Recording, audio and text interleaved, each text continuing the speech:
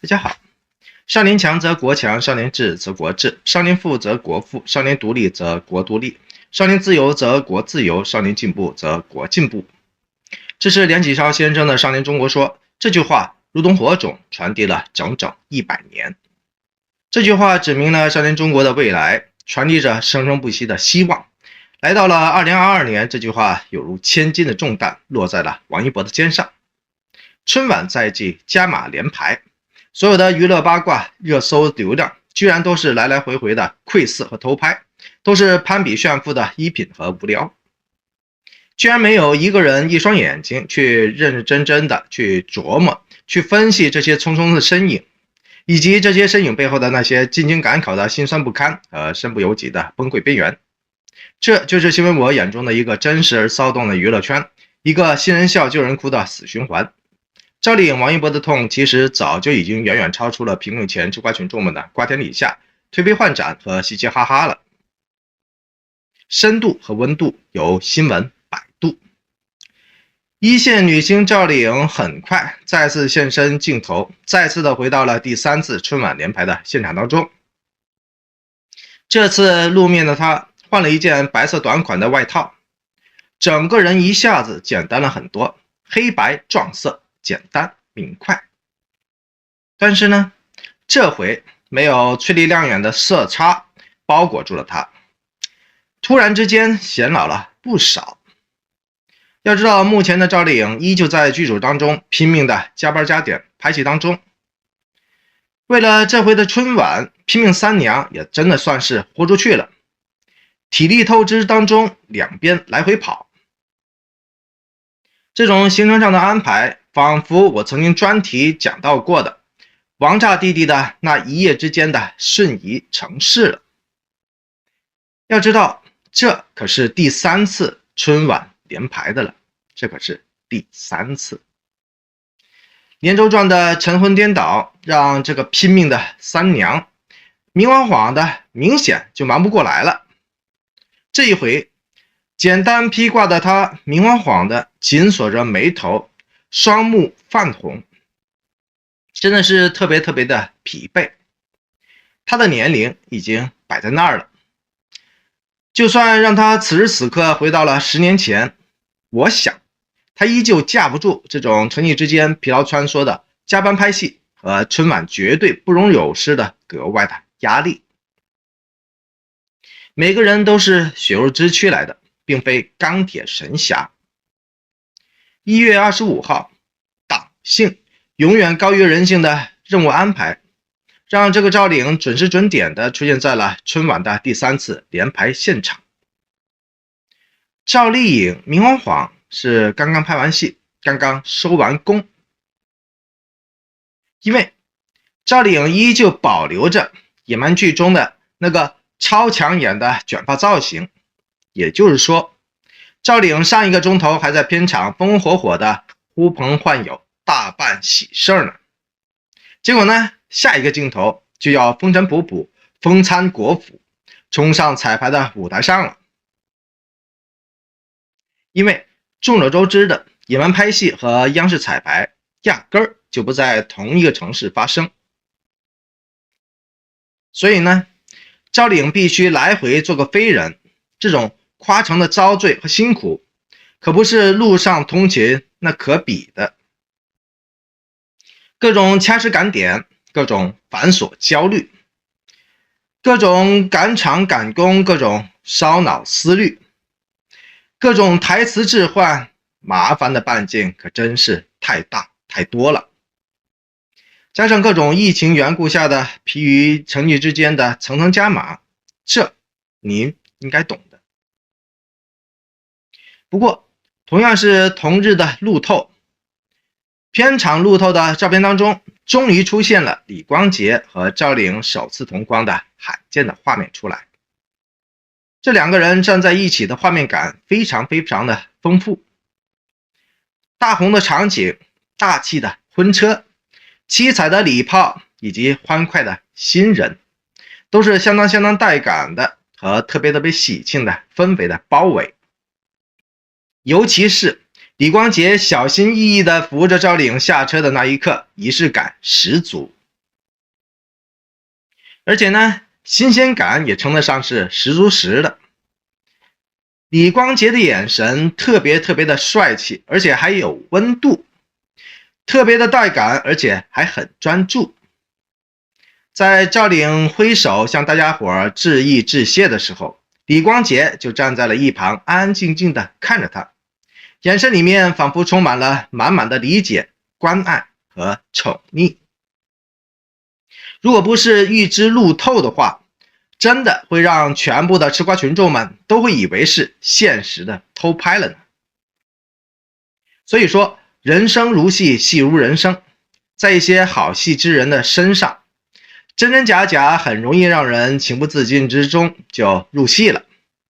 即便是个路透，也会让人沉浸当中的了。新闻我已经聊过无数回的了，这部《野蛮生长》明晃晃是一部记录大女主事业线的改开的电视连续剧，而剧组的小心机真的是不要太多了。您还记得吗？新闻我总共介绍过几次相关的路透了呢？而这些路透除了刚开始的正常的霸总的人设之外，是不是跟着都开始了夹带私货的操作了，都开始了跑偏了呢？套路不怕旧，只要有人受。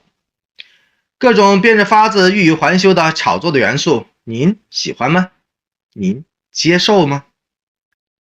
不过呢，这组最新的路透出来之后，相信不少人也会开始非常期待，非常想磕这两个人的感情戏码了。因为大赵领6岁的李光洁，西装领带，笑容满面，而且是棺材鼓鼓的那个样子，的确很暖，很阳光，也很耐看。无论如何，大女主的戏硬是要磕出不少的心机糖出来，这个野蛮剧组我表示服，因为这很不容易操作呢。从这么样的一个喜气洋洋、热闹非凡的片场的场景，置换到一个竞争激烈、平头品足的舞台场景，同样也十分的不容易。为什么我会这么说呢？因为特别是对于那个凡事都较真儿和认真的赵丽颖而言，结果呢，说到这份上，认真的这个赵丽颖依旧逃不过吃瓜的平头品足和善笑挤兑。对比所谓的高舍三张，也就是包括那个跟赵丽颖几乎同龄的张小斐，赵丽颖那一身3线才有的寒酸的打扮，再次继绿色大围巾事件之后，成为了某宝的悲催的代言人了。这是怎么一回事呢？因为春晚彩排在某些人的眼里其实就是变得像的虚拟的红地毯，所有的男星女星都必须过一遍时尚的显微镜才行。那个没有学历的赵丽颖自自然然就成为了重中之重的没有品位的三流化身和关照的重点对象了。其实匆忙现身而且疲惫压身的这个清流艺人赵丽颖，这次再度现身联排活动，已经算是强弩之末，勉为其难的了。即便这次她的行程安排已经紧绷到了快要燃烧的那种程度了，结果呢，凡事都特别紧张的赵丽颖，依旧不管不顾的在片场和排练场的通勤路上，换好了算得上是不过不失的出场行头了。因为他也知道穿衣搭配的重要性，以及黑粉们永不掉线的那一份的执着。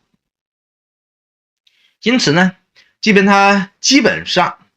妆容和发型都已经顾不上的了，结果呢，穿搭方面他还是丝毫不敢松懈，并没有掉什么链子。他的上身穿的是纯白色的羊羔绒夹克，这件外套设计精巧，大翻领混搭上了 V 字领的双元素，雅致得来又不失潮流感，很精干，很耐看。此外呢，这款超短夹克超级方便穿搭之余，而且还十分的修身，不仅可以提升自己的腰线，而且还可以顺带拉长腿部的比例，堪比一举三得了。小个子的女生们其实可以趁机的向赵丽颖学习起来，因为实实在在，因为简单实用。另外，这件白色的外套跟深色内搭的撞色搭配，相当的抢眼，很容易把外人的注意力都给转移了。要知道，赵丽颖的脸这个时候其实真的是憔悴不堪，并不上镜。因此，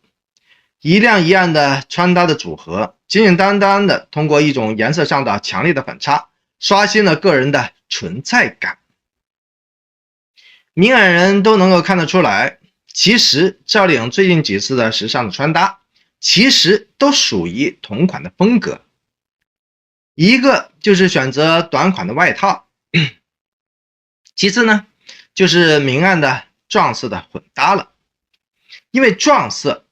特别容易能够轻易的撞出当天的心情出来。比如绿色卫衣加上绿色大围巾的那一幕那一次，特别的明显。在新闻我看来，老是被人贬损的赵丽颖，其实在私服的方面其实已经很有心得的了。而且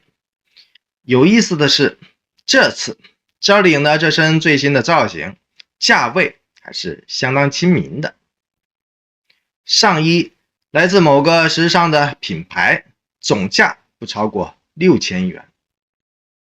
而下搭的深蓝色的长裤，则是知名的国货品牌了，而且不到300元有找。这一身下来可谓物美价廉，人见人爱了。难怪赵丽颖绿色一出，全场售罄，晋升成为了新一代的可爱的带货女王了。当然了，对比其他人，浑身上下都是各种的高手大牌，衣服、鞋子、包包什么的，都讲究个价值不菲，彰显身价。而这个赵丽颖偏偏去选择了那些100元的国产品牌，的确让一些人找到了最佳的发挥的题材了。高舍之下皆浮云，土气总有赵丽颖。不攀比，不炫富，只拼命不骚包的这个赵丽颖，这次辛辛苦苦没日没夜专注舞台，专注演戏，都没有人看得见。一些人倒是仅仅看见了她匆匆忙忙换装的那些衣品不佳，而且呢，因为没有高手的品牌护体，所以呢，有些人得出的相关善效和结论也相当的逆天。那就是没有文化，没有衣品，自自然的高手品牌也不会喜欢上他的。因果的关系不是没有道理的。一条绿色大纹巾，一条国产运动裤，让身体力行支持国货的赵丽颖再次的躺枪了。她正在干什么，以及她干了些什么都不重要了，只要她走过了别人的显微镜，那么显微镜放大下的她，穿好穿坏，或黑或白，都能够成为别人家的贬损的上好的素材了。为什么这么说呢？因为没文化就是与生俱来的原罪了。不管赵丽颖拼了命快崩溃了，用拼命呕血的生活的方式反反复复的验证了自己的实力和潜质，然而呢，好坏都在别人家的嘴皮子上了。即便你累死在了承继瞬移空中通勤的路上，也最终是个活该的下场。有意思的是，顶流加上主流的易烊千玺，却在别人家的口中活成了神话了。即便同样出席了春晚彩排的他，其实已经3次的穿搭已经随意到了让人惊掉下巴的程度了。这次易烊千玺的中古风依旧非常的随意，依旧非常的老套，跟前几次的外套的风格完全是一致的。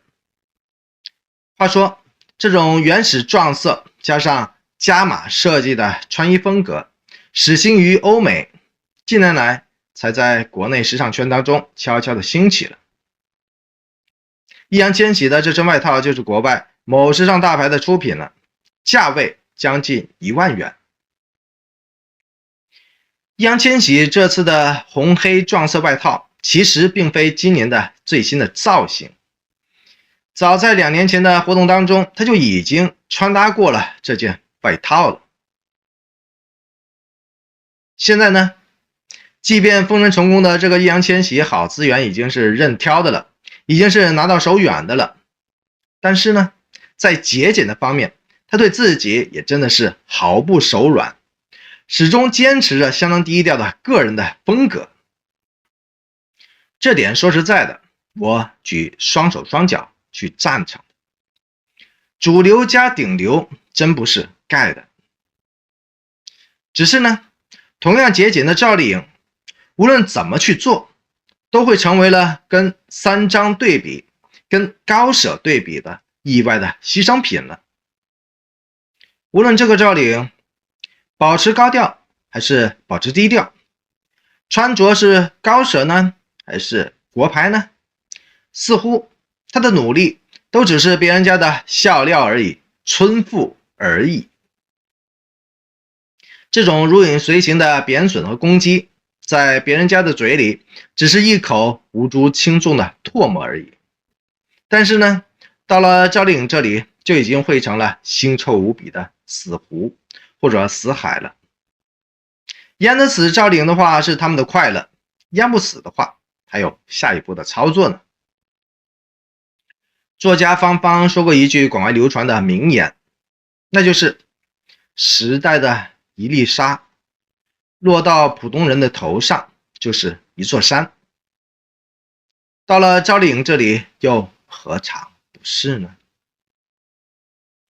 成千上万的诋毁和攻击，即便个个都是微不足道的沙粒或者说雨滴，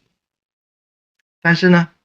一起落在赵丽颖的头上的时候，就是灭顶的深渊，就是可以压死人的泰山了。同样的，现在不少人都在兴奋议论着王一博的各种的路透的消息和爆晚的各种的精彩。可是有谁能够真正看得见王一博肩上的那重量无比、责任如山的历史的重担呢？新闻我可以负责任的说，除了他身边的人，基本上没有人。深度和温度由新闻百度。2022年的春节，各大地方卫视当中，或许您真的猜不到的是，最大的赢家不是央视，也不是芒果，而是河南卫视。因为最穷的卫视能够请到最牛的顶流，您说这还是正常的买卖吗？穷酸出名的河南卫视在这次即将举办的春晚当中，阵容可谓异常的强大。不仅邀请到了刘昊然、张艺兴这些当红的炸子鸡参加之外，而那个亿万瞩目困身拍戏的王一博居然也难得的会现身舞台出力加持，这还是头一回。话说明面上王一博和刘昊然都是河南人来的，他们这次一同参加河南春晚，完全是出于浓的化不开的那一种乡子之情，这无需解释了。然而呢，您发现了没有呢？中华文化底蕴最浓的这个中原地区，在这段时间老是出圈，这到底是为什么呢？去年的这个时候，也就是2021年的春晚的时候，河南卫视依旧是个相当寂寞的、无趣的代名词呢。它淡出中国人的公众的视野，已经算是很久很久的了。而且不说，您也肯定不知道，河南卫视节目组为2021年的春晚所准备的宣传的经费，您猜有多少呢？对比其他家几十万上百万的基本的预算，这个异常穷酸的河南卫视居然才有区区1万元的预算。但是呢，凭借着有心人的系列的策划，河南卫视仅仅在去年的上半年就已经意外的实现了彻底的大翻身了，实现了全网超100亿的总播放量的惊人的目标了。去实现这个相当宏大而且不可能的目标，您觉得在这个异常讲究流量的魔幻的世界当中，没有有效的流量加持或者导流的话，可能吗？首先，唐宫夜宴在一天的时间里面就成功的突破了1000万次的观看量，相关的话题更是连续4天霸榜了热搜榜的榜单。这情形完全就是一些顶级流量的存在写照了。跟着呢，从洛神水赋到龙门金刚，一股突如其来的国潮风，算是刷新了整个河南卫视上上下下的综艺的思路了。一时之间，河南卫视的综艺标准就是把网综拍成网剧，也就是说，把综艺画面的素质向《长安12时辰》以及《风起洛阳》的素质靠拢，力求每一帧都能够尽量的做到能够截图下来之后能够成为壁纸的那一种精致的程度。说到这，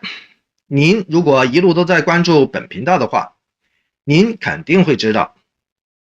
这种讲究精致的苛刻的程度，我曾经专题的深入探讨过。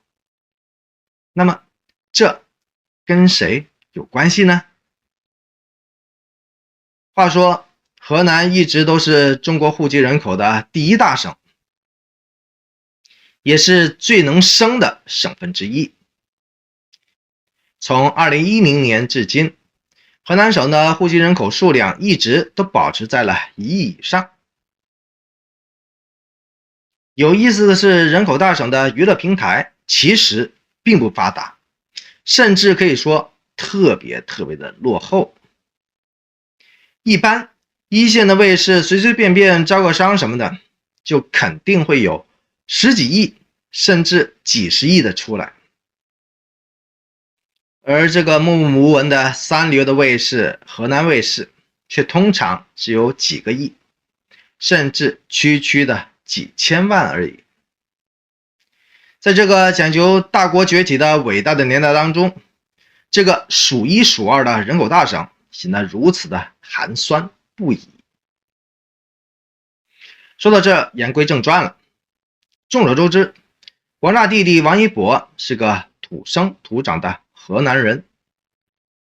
虽然他不是河南卫视亲手捧起来的那个艺人，而且说白了，10个河南卫视加起来也压根儿就没有这个能力和实力。但是呢，河南人的这个身份就是王一博的根儿，是王一博的本，是王一博的念念不忘。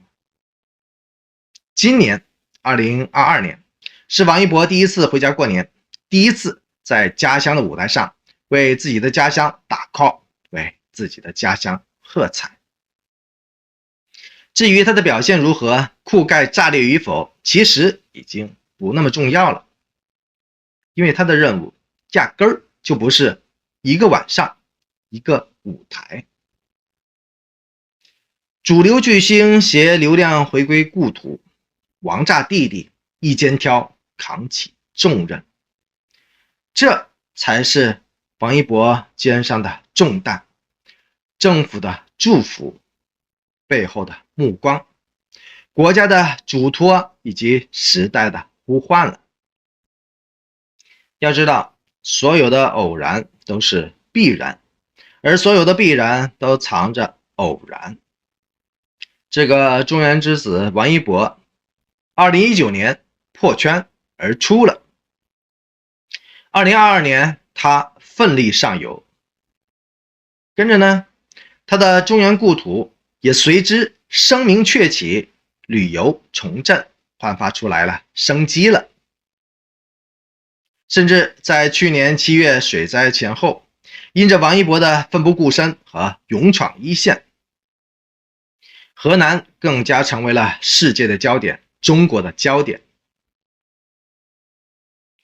有兴趣的您不妨自行的回顾一下新闻我在那段不凡日子当中的深入的探讨。一路看下来的话，您就会深深的领悟到，很多的因果其实都是时间上的串联而已。跟着呢，2021年成为了河南卫视意外破圈的历史元年了。这个2022年毫无意外的更会是河南卫视顺势霸屏的历史元年了。您如果相当关心政治或者说关心历史的话，都会知道，中原兴则中国兴。最近河南人口的危机与波动，更跟中国人口的危机与波动彻底的挂上钩了。可见这片华夏文明的发祥地，始终都和华夏国运一脉相承，息息相关了。河南在经历了一段长时间的蛰伏和寂寞之后，现在因为一个少年，一个永不言败的少年，重新的走入到了万众瞩目的舞台中心了。这就是历史的机遇了，这也是一个人肩上的外人看不见的重担了。纵使这副重担已经远超千斤了，但是呢，欲达高峰，必忍其痛；欲戴皇冠，必承其重。神奇的王一博蛰伏2个月之后，突然之间翻身成为了主流，这是为什么呢？神奇的河南卫视在蛰伏了几十年之后，突然破圈，名声鹊起，这又是为什么呢？新闻我在这里只想说，王一博加油，王一博你也要挺住。